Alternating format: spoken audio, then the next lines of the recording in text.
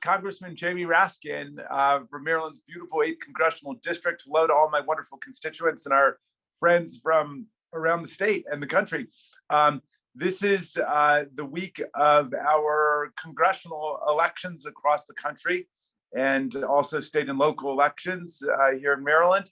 And so our local hero this week, for my favorite time of the week, is none other than Barbara Sanders, who is an activist and an official with the League of Women Voters in Maryland since the year 2000.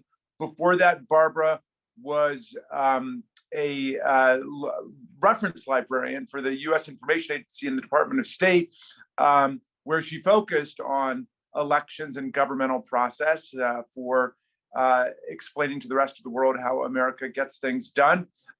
But since her retirement, she has thrown herself completely into the League of Women Voters, which of course is the great institutional legacy of the 19th Amendment adopted in 1920. It is now more than a century old, but it was basically born with the 19th Amendment and women's suffrage. And the League of Women Voters has played such a critical and essential role in making sure that our elections are strong and fair and free and transparent. And Barbara has been involved in every aspect of that, in voter registration, in voter education, in all of the various innovations that have taken place over the years in our elections, including same-day voter registration, mail-in balloting, and so on. And Barbara, for your devotion to the public good and to our elections, we're making you our local hero this week, and we're using it as an opportunity to talk about the electoral process. So congratulations. Well, thank you very much. It is an appropriate time, and it's much more than me. So I'm representing like 300 people in Montgomery County and many more statewide that work with the League, men and women. Well, I appreciate that. And we know democracy is a team effort. And like so many of our local heroes, you are showing your modesty and your humility by immediately bringing everybody else into the recognition. And we appreciate that. We do want to recognize the League of Women Voters for the critical role that that it has played. Look, I wanted to start off with some good news because there was just a national ranking of the election administration across the country, and it showed that Maryland's elections are the second best run in the entire country. So I want to congratulate you for that and the role that the League of Women Voters has played in making our elections so good. Explain, what are the different components of a ranking like that? What does that say about our elections? What that says is that both our people within the Board of Elections at the state and the county levels and cities, when they have their own boards, are very in tune with trying to make sure that every voter has a chance, every registered person has a chance to vote, and that as many people are registered as possible. It also means our legislature and governor work with the state to make sure that we have the regulations, the directions, and the laws that allow us to be an open, fair, and have election integrity. So it means that you also have people that are watching the process and what is happening. And I will say Maryland, probably because of the number of government workers over the years that haven't been able in past generations to work with campaigns, they've looked at how the actual process works and made sure of it. So it's a major bailiwick for everyone to be involved with. And it's because of the people that have been involved and really feel strongly about it that we are ranked where we are. That's interesting. I hadn't thought of that. You're saying because we live in an area where there are a lot of government workers, federal government workers, as well as state and local, that those people, because of the Hatch Act, have not been involved in partisan politics, and a lot of them have channeled their energy into just making sure that the electoral system works well for everybody. I think so. Huh. Well, that's interesting. Tell us then, about um, the changes that have taken place, even since you've gotten deeply involved in elections. There's so many more ways to vote than there were, like when I started voting, for example, right? I mean, it Right. always used to be everybody just goes and votes on election day, but now there's mail-in balloting, there's early vote, Early voting. right? Mhm. And Go ahead.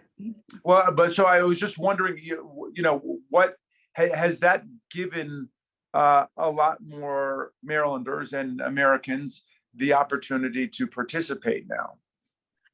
I think it really has, because although some local jurisdictions aren't in school, some employers allow people to leave to go to vote, not everyone had the time with their commute to actually vote on election day.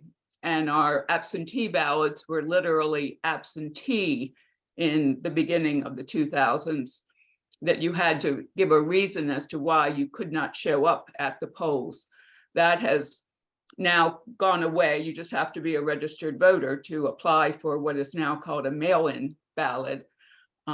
We've begun doing early voting that allow for almost a full week plus a day and a weekend for people to be able to go to any number of spots within their county, wherever they may be, rather than only in their home jurisdiction where they live. It allows much more freedom and much more opportunity for people to vote. And we also have very much changed the actual way that we vote, from punch cards, which I think we were still using. I know that's the way I began voting in Maryland. And then we went to the electronic machines, and now the paper-based ballots with machines that make it much easier for people that want a different language or that need the assistance of audio or documentation to work their way through the ballot without having to have someone help them. So there's any number of pluses for the variety of ways that we now can exercise our right to vote. Well, because our elections have been so carefully designed and transparent and fair and free, I, for most of my life, have thought of elections as the model of good government, certainly in Montgomery County and in most of Maryland. And now suddenly elections have been thrust into the center of controversy and are the object of all kinds of conspiracy theories and disinformation and so on. And I just wonder if you would give us your sense of what that does to the electoral process and how you've experienced that whole change in the public image around our elections. I think it has put a large group of people that are so devoted to having it work properly on on pins and needles for months ahead of the election. Every little thing is scrutinized, and honestly, it is, with the processes that we already have in place. Things are double checked. We do things with two people of different parties with every ballot if it has to be hand checked or duplicated for some reason. It's a very scrutinized process already. And the idea that people are trying to swing it in one way or another is so totally reversed from my experience over 20 years of observing both the state and the county board of elections and being in the polling places for those 20 or 10 cycles of elections.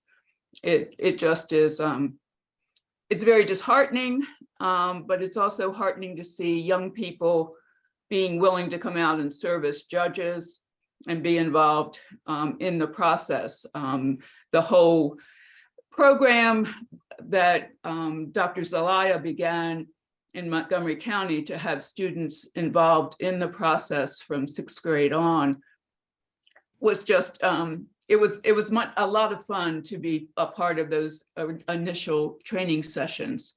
And the parents were required to attend so that they began to know more about what was going on as well. So it's, unfortunately, I think the publicity has caused a lot of anxiety among voters, but from my experience, it has also allowed us to showcase how we are quite well equipped to follow the proper procedures and have every vote count that has been voted in the proper way.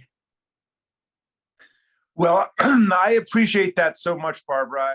And, you know, you have made your passion elections, but you're also an educator, because you've been educating not just people abroad, you know, in your original career, but since as a volunteer with League of Women Voters, you've educated so many people in Maryland about the process and given people a sense of confidence and certainty about what's taking place here. So for all of your hard work and your commitment to making democracy work through the electoral system, you're our local hero, and we want to salute you and we want to congratulate you on all of your fine service to our community.